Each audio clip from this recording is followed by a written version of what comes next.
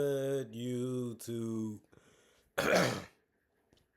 Quinn Wade coming to y'all with that instant basketball analysis on the Houston Rockets winning 110 to 102.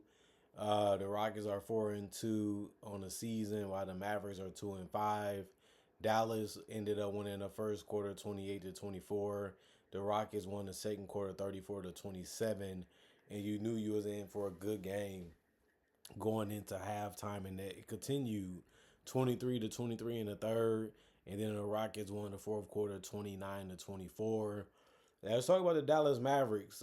They got a lot of guys that really helped in that starting lineup keep things going well, keeping things competitive on both ends of the court and knocking down their shots. Everybody was basically efficient besides Klay Thompson, and he was the only guy that didn't get into double figures, but he only played 18 minutes anyway. Daniel Gafford played 25 minutes. He had 14 points, 4 rebounds, 3 on was offensive with an assist, 2 steals, 3 blocks. He was 7 of 9 from the field, 77% there. Took no threes or no free throws, but he did have a personal foul with a +1 and plus minus. You know where he's gonna be at. You know what he's gonna try to do, and they couldn't really stop him from doing it. That's how you know you're great at what you do. But he really brought it defensively, keeping his hands active, keeping his head up, moving his feet, making things tough in that paint. PJ Washington had the best offensive game scoring wise for the Dallas Mavericks in 36 minutes, which was the most minutes on the team. He had 29 points, 12 rebounds, 3 assists, 2 steals, and a block. He also only had 2 turnovers and 3 personal fouls. He was 11 of 20 from the field, 55%, and 1 of 5 from 3. That's 20%, but he also went 6 of 10 from the free throw line. If you would have made a little bit more shots, they probably win this game, but you never really know. But he did have a good game today, and I like the fact that he really was contributing and putting his mind to make sure he can get as many rebounds as he could. And he also was playing decent defense out there like he has been this entire season. And then Cooper Flag played 34 minutes and only gave it 12 points, 5 rebounds, 2 of them was offensive with 2 assists and a steal.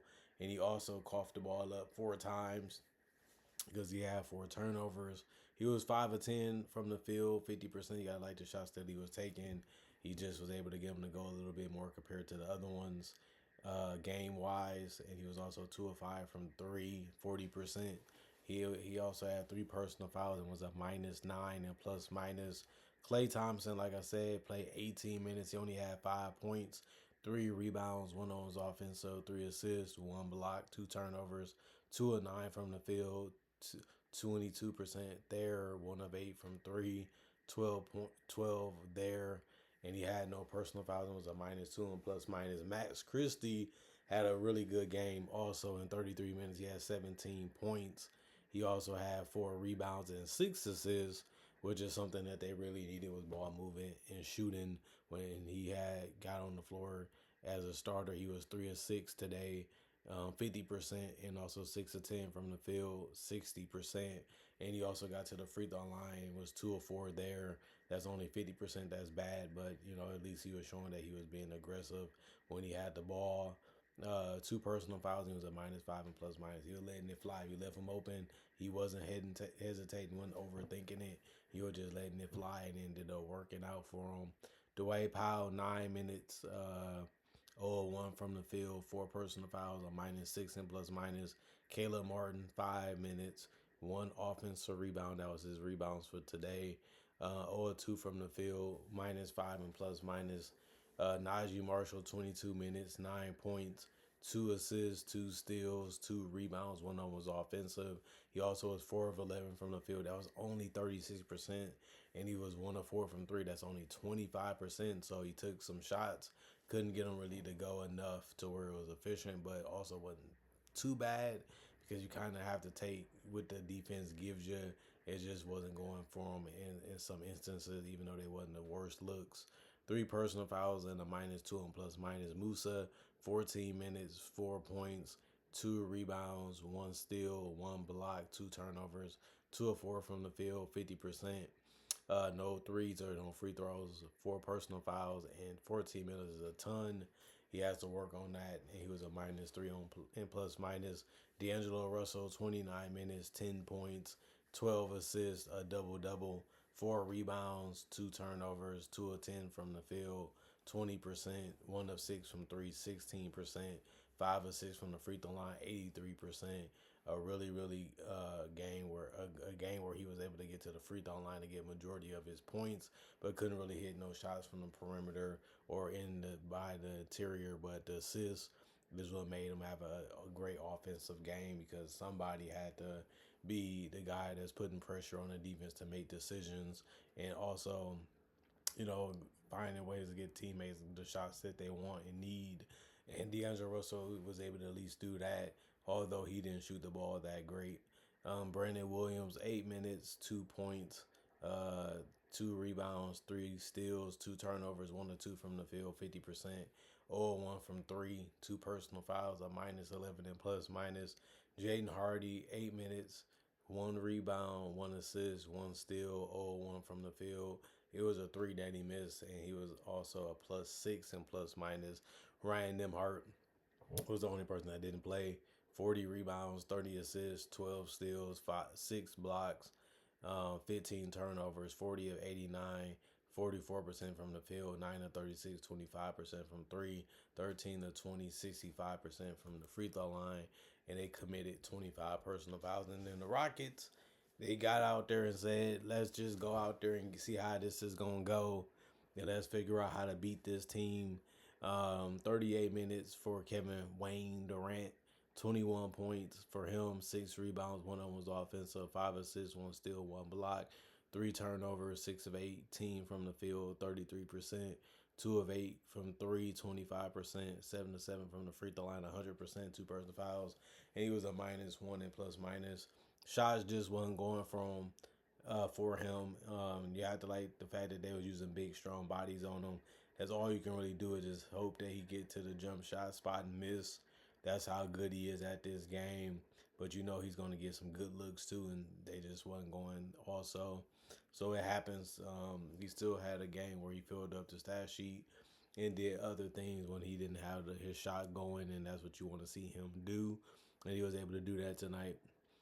Tari Eason, 30 minutes, 15 points, 4 rebounds, 2 assists, 2 steals, 1 block, 1 turnover, 6 of 9 from the field, 66%, 3 of 5 from three, 60%, +8 and plus minus. Alperen Şengün, 40 minutes, 26 points, 11 rebounds, so a double double. 2 of his rebounds were offensive, 6 assists for him, 1 steal, 3 turnovers. He was 10 of 20 from the field, took the most shots on the team today, but he still shot 50% and missed all his threes, but he only took 2. He also got to the free throw line, 6 of 11 there, 54%, 5 personal fouls also, which was the most on the team. And he was a +9 and plus minus. You have to like the fact that he really understanding his role in his game and what he needs to do each and every night to have his team play at a successful level. Still not the greatest rim protector. I don't think that's going to change much. But I like the fact that he's really confident in his shot. He's really confident in his moves. He's been working on other ways to score and other ways to put the ball in the basket, and it's been working so far this year. So you have to like the evolution of Şengün so far as a player, and you have to like the fact that he was really good on the boards. So he did a lot of things to help this team get the win today, and that's all you can ask for him to do. Kogi was the only guy to not get in starter double figures as a starter in points. 25 minutes, 2 points for him, 3 rebounds, 1 of them was offensive, 1 assist, 2 steals, 1 turnover.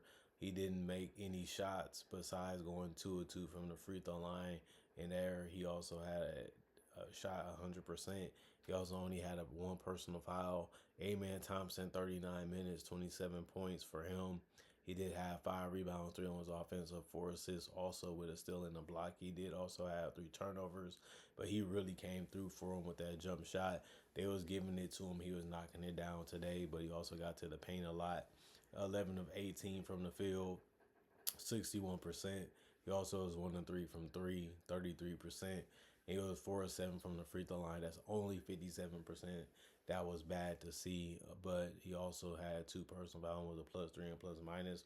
He had the most points for the team today and took a lot of shots. They 3 best players offensively took the most shots, and that's what you like to see if you're trying to win a game. And they all, had their struggles and had their great moments too. But they're still figuring out how to run and play together.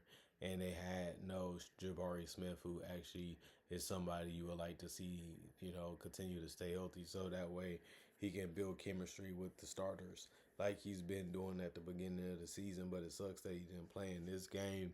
Jajon Tate, 8 minutes, 2 rebounds, 0-2 from the field for him. It was a threes that he took. Didn't make any. -2 and plus minus.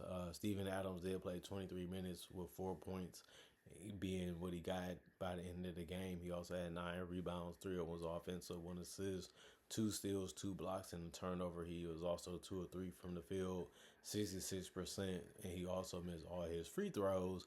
0 of 2 there, 3 personal fouls, and a +6 and plus minus. Clint Capella, 11 minutes, 4 points, 8 rebounds, 5 of them was offensive, 2 blocks, 1 turnover, 2 of 4 from the field, 50%, and 1 personal foul, +5 and plus minus. Aaron Holiday, 10 minutes, 6 points, 1 rebound, 1 assist, 2 turnovers, 1 of 3 from the field.